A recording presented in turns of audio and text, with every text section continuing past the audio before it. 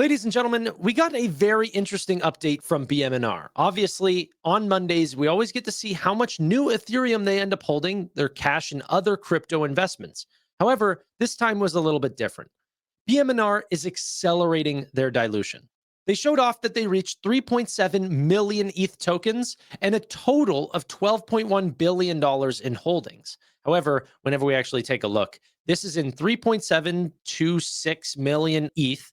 And the amount of ETH that they actually ended up buying this week was roughly around almost 100,000 Ethereum tokens. That is a little bit less than where they've been buying at in the sort of 200,000 range. It's much lower at these levels. That being said, whenever we talk about the percentage of total ETH supply that they hold, we are now above 3%. Same as last week, but a very exciting milestone. Now, the most exciting part, or at least the most interesting part, is their cash balance. This continues to climb to now a brand new high, 882 million. If Tom Lee thought that Ethereum was bottoming out here at like 2,800 per token, then he would be buying a lot of Ethereum. But the fact that he continues to stack up more and more ETH over time makes me believe that they think that Ethereum can go just slightly lower than where we are today, or maybe a lot lower. But we're seeing some projections that they expect for the rest of the year for Ethereum to go up. That's Tom Lee's Fundstrat analytics. However, he's not quite saying the same things that he's saying on CNBC, does not align with what they're doing with their own cash investments. If they think that it's going to run up, they would start spending this cash. But the interesting part is that if you're building up their Ethereum holdings and they're building up their cash, they have to dilute. First up, let's look at the last 2 weeks, which, as I can see here in this little chart that I just built here, November 23rd is a cross here, where they've added roughly 70,000 more Ethereum tokens and $193 million in cash. And December 1st, they added roughly 97,000 Ethereum and $82 million in cash. In Ethereum, they've added roughly $474 million. In cash, they've added roughly $275 million.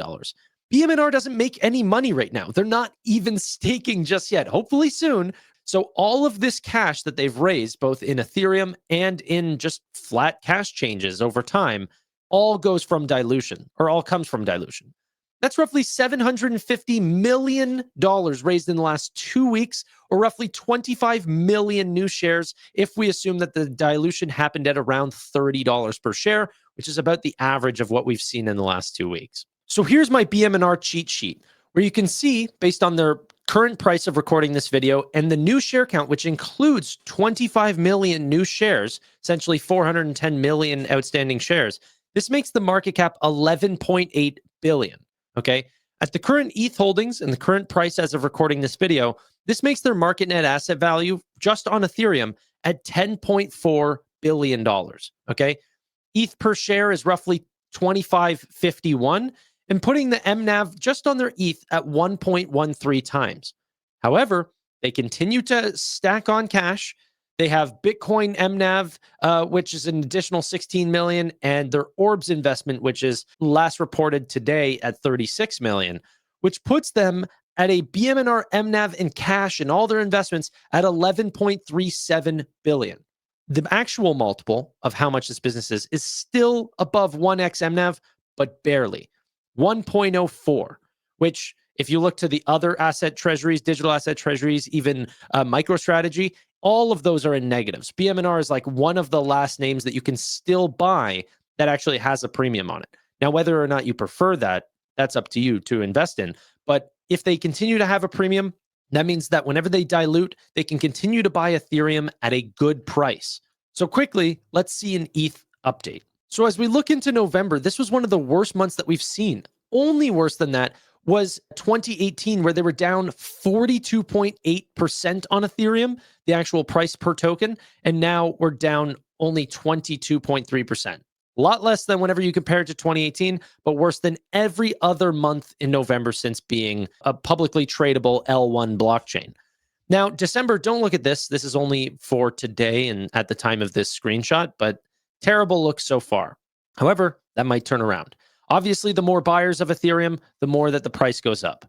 Vanguard, who said that they will not let their customers buy and sell cryptocurrency ETFs, have now switched their stance on this, Clearly, because people have been asking for it. If they want access to some of those funds, they'll move their funds from Vanguard to, who knows, Robinhood, Schwab, something like this, where they actually do have access to that. Vanguard does not want to make a political stance here. They do not want to pick a side, essentially. So, of course, they're switching over. Could allow for new assets to come on to Ethereum. Always positive. This is what Scott Bessent has just recently said about the stablecoin market. We are going big on digital assets. So, Trump administration has made digital assets a priority. Past administration starved and almost made extinct a lot of these companies and pushed it offshore. So what we want to do is apply the highest U.S. regulatory and AML standards to digital assets, especially stable coins. And I've seen estimates that just over the short term, stable coins could create $2 trillion of demand for U.S. Treasuries and Treasury bills. To put that in context, the number is probably about $300 billion right now. See, stable coins are backed 1-to-1 with US dollars if they're a US backed stable coin, right? So whenever you're talking about this $300 billion state that we're in right now, that's how large the stablecoin market currently is, dominated by Ethereum. He said in the short term, he's looking at estimates that are bringing us to about $2 trillion. So that is multiples. We have a long way to go before we get there, which most of it will likely be built on Ethereum. That's such a massive leg up if Scott Bessent's actually correct here. On December 3rd, we're also getting the Fusaka upgrade on Ethereum, which could allow for even faster developments here.